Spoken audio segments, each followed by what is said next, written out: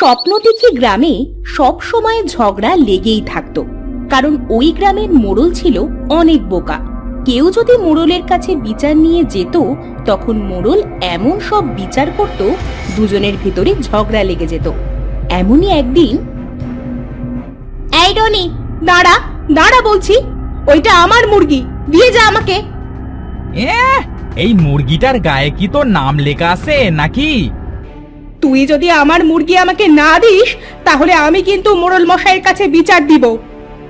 এই যা যা, তোর যা ইচ্ছে তাই করবি গিয়ে, আমি তোকে মুরগি দেব না।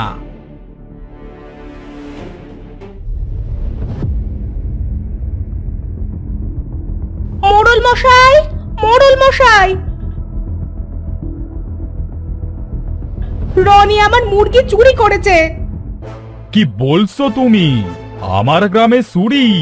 কই চলো তো যে দেখি। মোড়ল তার দলবল নিয়ে জুতির সাথে গিয়ে রনিদের বাড়িতে যায়।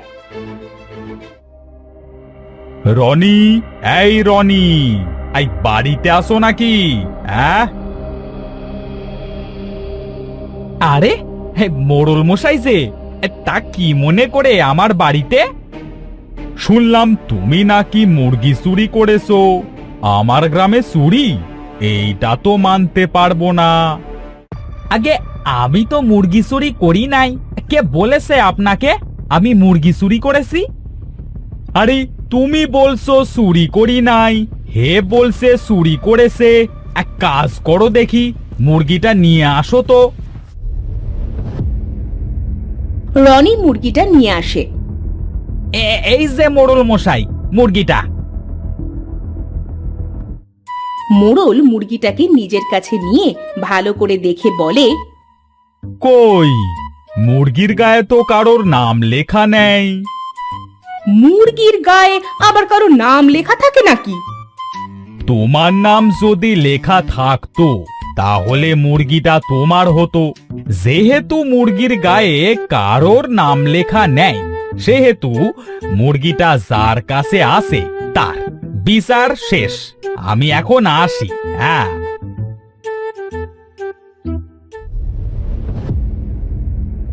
এটা কেমন বিচার? আমার মুরগি তোকে দিয়ে দিল? এই বিচার আমি মানি না। আমার মুরগি দে বলছি, দে। শুনতে পেলি না মোড়ল মশাই কি বলল?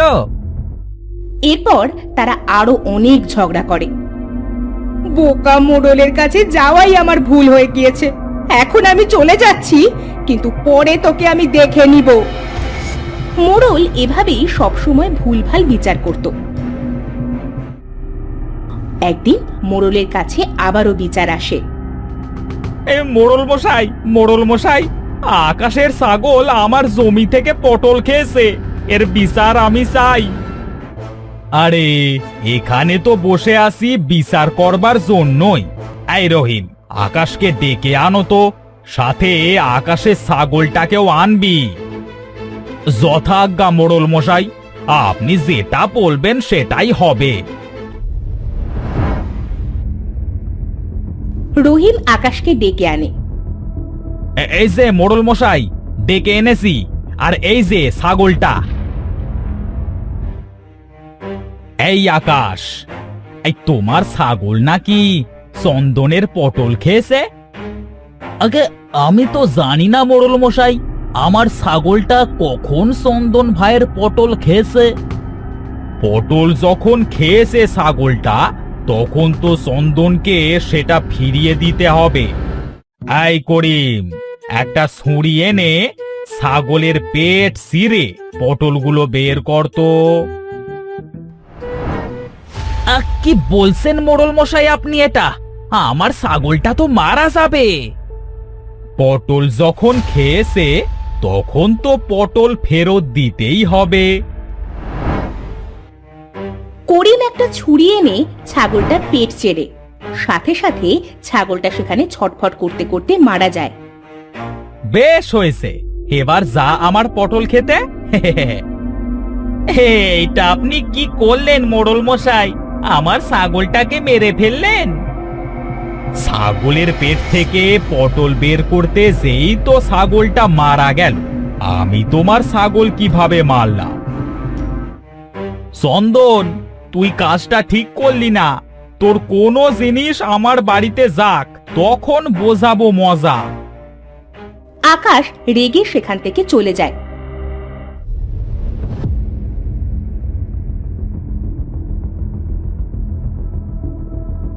অন্যদিকে চায়ের দোকানে বসে সকলে মোড়লের বোকা কাজের কথা বলতে থাকে। এই সিরাজ, শুনেছিস আজ মোড়ল মশাই কি করেছে? শুনেছি শুনেছি। এই মোড়ল ছাগলের পেট থেকে পটল বের করতে ছাগলের পেট ছিঁড়েছে। এটা কখনো সম্ভব? এই মোড়লের বোকা বোকা কাজের জন্য না জানি আমাদের কখন কি ক্ষতি হয়। এমন সময় চায়ের দোকানে সকলে দেখে দিয়াজ আর তার বউ মনিকা মিলে রিমনকে নিয়ে মোড়লের বাড়ির দিকে যাচ্ছে। ও দিয়াস ভাই, এই ওকে টানতে টানতে কোথায় নিয়ে যাচ্ছ? মোড়লের কাছে নিয়ে যাচ্ছি ভাই। কি করেছে রিমন? পরে বলবো ভাই, এখন না গেলে মোড়লকে আর পাবো না। এরপর দিয়াজরা মোড়লের কাছে যায়। ও মোড়ল মশাই, রিমনের পোষা বেড়াল আমার মাছ খেয়ে নিয়েছে। এর বিচার আপনাকেই করতে হবে। বিচার করবার জন্যই তো আমি এখানে বসে আছি। আমি সারা কে করবে সবকিছুর সমাধান? তাহলে তাড়াতাড়ি বিচার করুন তো। রিমন, তোমার পোষা বিড়ালটা রিয়াজকে দিয়ে দাও, তাহলে বিড়াল যে মাছ খেয়েছে সেটা শোধ হয়ে যাবে। এই বজ্জাত বিড়ালটা যদি দিয়াজকে দিয়ে দিই, তাহলে তো আমারই ভালো। আমি এই বজ্জাত বিড়ালটাকে কিছুতেই নেব না। এইটাই তোমার মাছের মূল্য। এখন তুমি আসতে পারো।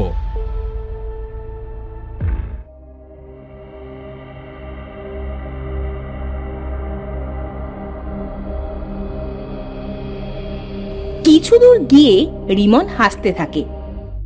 তোকে আমি দেখে নেব। তোর বিড়াল তুই নিয়ে যা।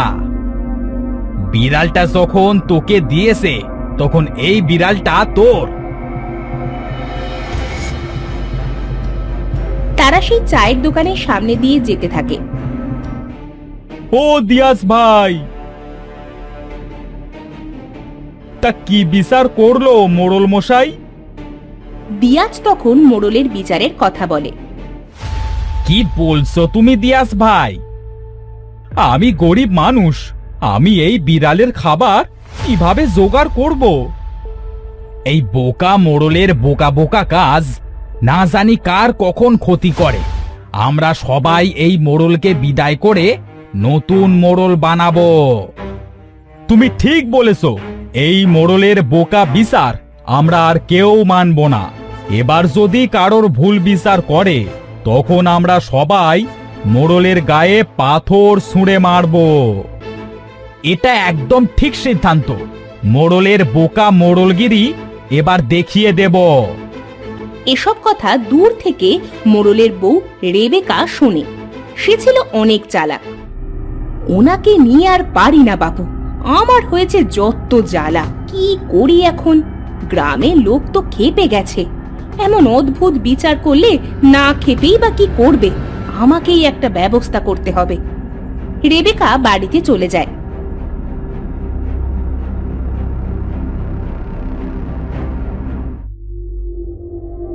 ওগো শুনছো? কোথায় তুমি? কি হয়েছে? এমন করে ডাকছো কেন? ডাকবো না তো কি করবো বলো? তোমার এই বোকা বোকা বিচার করার জন্য তো গ্রামে মুখ দেখানো যাচ্ছে না। আমি আবার কি করলাম গিন্নি? তুমি যে বিচার করো সেটা একটা বিচার হলো নাকি? সঠিক বিচার করতে পারো না? গ্রামের লোক সকলে মিলে সিদ্ধান্ত নিচ্ছে তোমাকে আর মোড়ল হিসাবে মানবে না। কেন? আমি আবার কি করলাম? তোমাকে কি এক কথা বারবার বলতে হবে নাকি? শোনো, আমি তোমাকে একটা কথা বলছি। কি কথা বলবে বউ, বলো শুনি। এখন থেকে বিচার করার সময় আমার কাছে এসে পরামর্শ নিয়ে যাবে, তাহলে তুমি সঠিক বিচার করতে পারবে। না হলে কিন্তু আমাদের এত সম্পদ, তোমার এত সম্মান কিছুই আর থাকবে না। তুমি যা বলবে তাই হবে বউ। এখন আমাকে কিছু খেতে দাও, খুব খিদে পেয়েছে। তুমি বসো, আমি খাবার নিয়ে আসছি।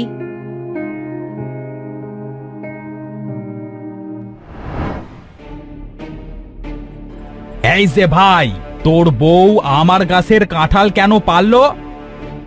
পেরেছে, বেশ করেছে। তোর গাছের আগা আমার জমিতে কেন? হ্যাঁ, তোর জমিতে আসে তার জন্য তোরা পেরে খাবি? এটা আমি কিছুতেই মানব না। আমি এখনই যাব মোড়লের কাছে বিচার চাইতে। হ্যাঁ চল, আমিও যাব, দেখি ওই বোকা মোড়ল কি বিচার করে। এরপর তারা দুই ভাই মোড়লের কাছে যায় বিচার দিতে। বলি, ও মোড়ল মশাই, কোথায় আপনি? একটু বাইরে আসেন দেখি। কি হয়েছে, ডাকছো কেন? বলি, এই আপনার কাছে বিচার চাইতে এলুম। আমার ভাইয়ের বউ আমার গাছ থেকে কাঁঠাল পেরেছে। মোড়ল মশাই, এই গাছের গোড়া জিয়ার জায়গায় আছে ঠিকই, কিন্তু মাথা তো আমার জায়গায়, তাই ওই গাছের কাঁঠাল আমার, সব আমিই নিব। তোমরা এখানে একটু বসো, আমি ঘর থেকে আসছি। মোড়ল ঘরে যায় আর তার বউকে বলে, বউ, ও বউ, এই আজকে আবার একটা বিচার এসেছে, কি করব বলো তো? কি বিচার এসেছে শুনি? মোড়ল তার বউকে সব বলে। বুঝেছি, শোনো তাহলে। তুমি বলবে কি, গাছ যেহেতু জিয়ার আর মাথা যখন সূরজের দিকে, তখন দুজনেই সমান ভাগ করে ফল নিবে, এতে সমাধান হয়ে যাবে। আর এটাতে যদি না হয়, তাহলে গাছটা মেরে ফেলতে বলো। ঠিক আছে বউ, তাই হবে।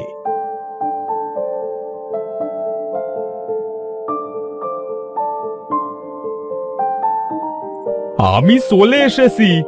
এই শোনো জিয়া সুরজ, গাছ যেহেতু জিয়ার আর মাথা যখন সুরজের দিকে, তখন দুজনকেই সমান ভাগ করে ফল নিতে হবে। এতে সব কিছুর সমাধান হয়ে যাবে।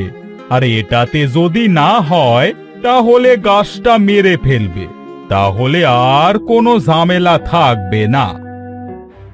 এই বোকা মোড়ল আবার চালাক হলো কবে? আমি তো মনে করেছিলাম গাছটা আমাকে দিয়ে দেবে, সেটা তো হলো না। ঠিক আছে মোড়ল মশাই।